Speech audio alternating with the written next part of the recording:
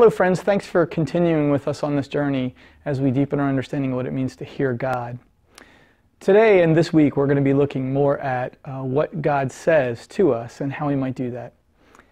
In the video that Bill gives to us this week, he's going to talk about 3 different areas of life in which God speaks. The first is assurance. If I were to put another word to that, it might be encouragement. The second is admonition. I'd substitute the word correction. And the third is action. You don't really need a substitute for that, do you? On page 38 of your guide, Bill gives you some phrases to ponder that might tie into some of those categories, things you might actually hear from God.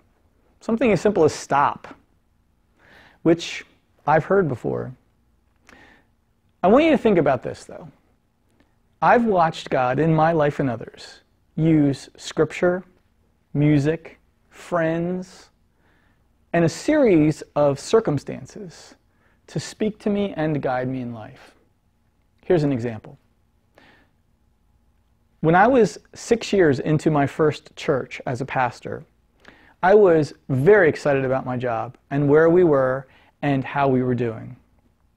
Out of the blue, a friend called me and said, "Hey, I'd like you to consider a program," it was a doctoral program, "that I'm in. I think it would be perfect for you."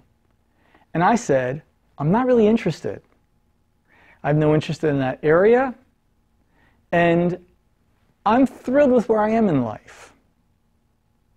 The very next day, in the mail, I received a flyer for that same program.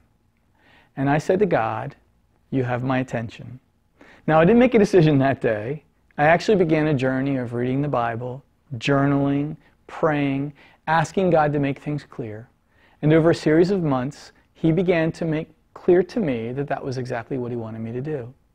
That series of things, one after the other, began to bring confirmation that a big decision in life, not something small, but something that would take a year of my life and steer a direction, affect other people, God was in fact in the middle of. And so, I don't take it lightly, but I do understand that in this process, as God speaks to us, He allows us the opportunity to really work through our understanding, to check, to ask again, to check with friends, to see if it's consistent with Scripture. It's not surprising to me anymore when people walk out of worship and say things to me like, "Pastor, the Scripture you preached on today, we just looked at in our small group this past week. I think maybe God's saying something to me." It's another great example of how, through repetition, multiple sources in different places, God will use something to speak to you. If you begin to look for that, just that simple thing in your life, you will begin to see that God is in fact speaking to you.